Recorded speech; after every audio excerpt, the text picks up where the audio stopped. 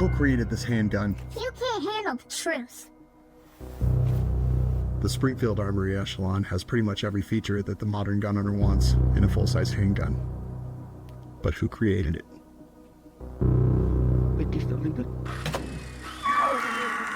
Yeah. When I started seeing content creators get awesome echelons in the mail with Trigicon, dots, and Surefire flashlights, I got really excited. I sat by the mailbox for days, weeks, nothing. I saw all their reviews come out, still nothing. I called Springfield Armory, nothing. No, please don't hang up. Don't hang up. I finally reached someone over there a few months later, and they said they'd send one out. I couldn't wait to get the cool new package with my name engraved on it and everything. Well, I didn't get the full package. That's okay. Historically, I do not like the XD line of pistols at all, so I wasn't sure what to expect with the Echelon, but this was not it.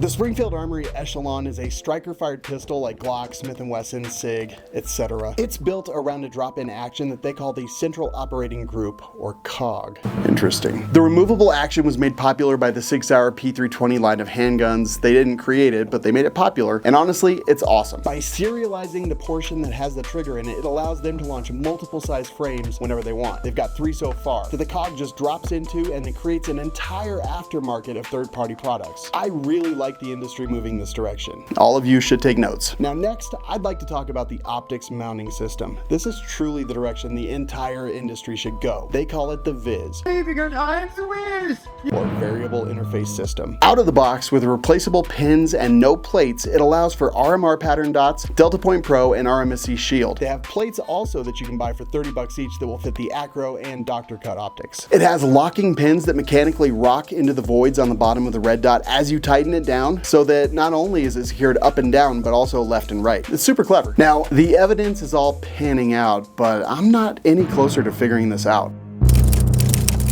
Here's some secret footage I've discovered of the Echelon being used in a rap video. I'm on a mission, ready to explode like dynamite. Got that Springfield Armory grip tight, ready to ignite. Echelon pistol got me feeling like a one-man army. Innovative design, this firearm is something to see. Blasting through the competition, ain't no time to sleep.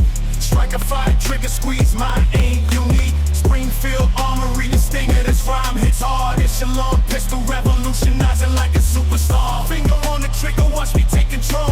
Unleash the power, it's like I'm in a danger zone. These rhymes are lethal, loaded with band packed and precision. Just like the Springfield Armory, my words cut with precision. Very disturbing. The slide has very deep serrations, which makes racking it from the front or back really easy. It also has T-wings on the back of the slide for greater purchase if you're a slingshot enthusiast.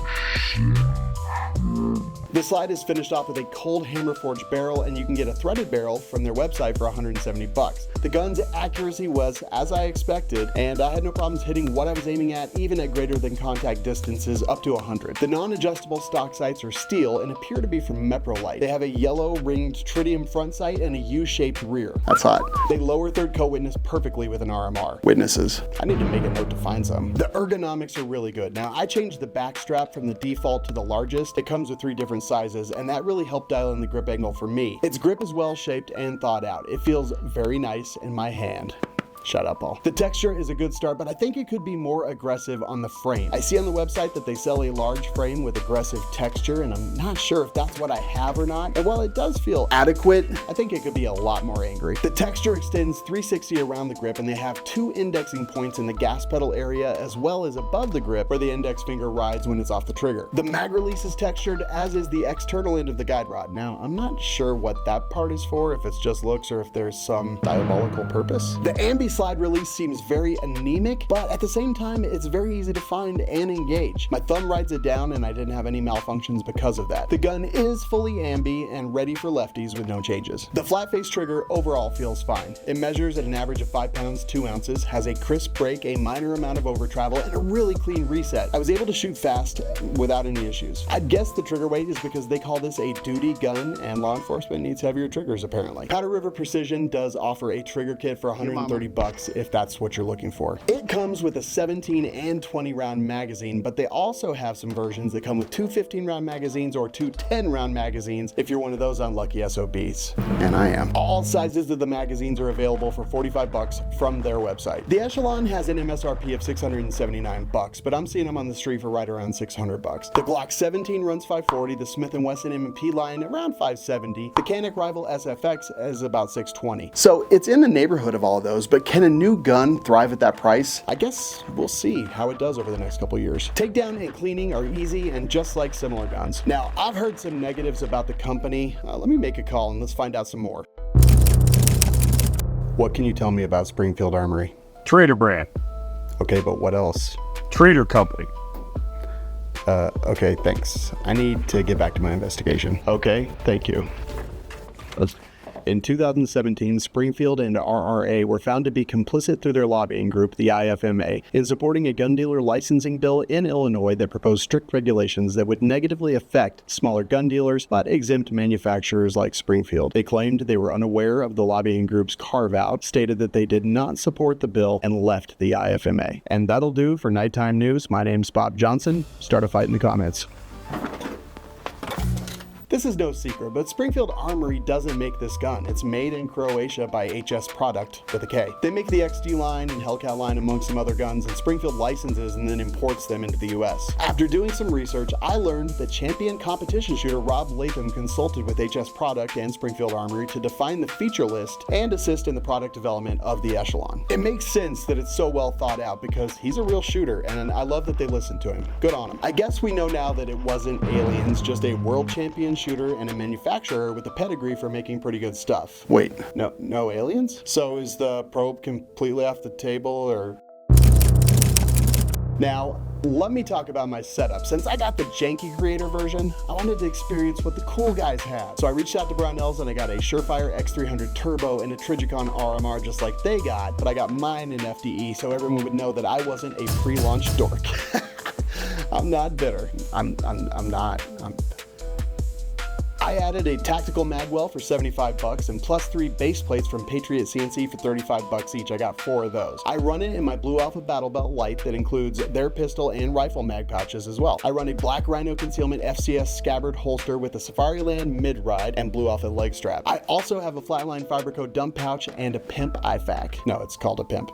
PMP. Oh yeah. And my mag pouches and holster are both in a really cool camo called, hey, sorry to interrupt, but I created my own camouflage called Camerado, and I have a ton of cool gear. I'm wearing it all over this video and even right now. It looks cool, and with several unique colorways, it works everywhere. Love it if you checked it out, camerado.com, and use coupon code DFYT to save money. Now back to the other guy.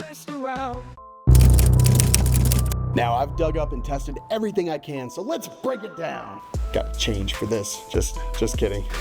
I got my shirt tucked in and I look real fat, so like. The pros. This is the most full-featured striker-fired gun that I've seen come out. It looks good, it feels good, it shoots well, and it has all the features you wanted, which brings me to the options. Options. It already has 3 frame sizes, mags, optics plates, and more available on their website. Aftermarket parts are showing up as well. I saw Patriot and CNC just launched a comp. It's the handgun that I shoot most since I picked it up, and it'll be going to classes with me this summer. This gun is pretty awesome. Reliability. The only time I had a malfunction was shooting some DRZ ammo. Just a couple of fail-to-fires. Everything else was money. I have problems with that ammo in a bunch of different guns, so I'm not going to give them a strike for that. Ambidextrous. This is the most fully ambi gun that I can recall, so the 10% of the population that are left-handed can be happy. And the cons. It's not made in the USA. I know that's important to some of you, and you're going to type bad comments to me on your Chinese-made phone. Reputation. Now, I know that Springfield's name is sullied for a lot of you, and I understand that. I am a gun reviewer, though, not a company reviewer, and so I just want to share the facts about this gun with you. Now, Springfield's warranty, it covers defects in workmanship or material as long as the original retail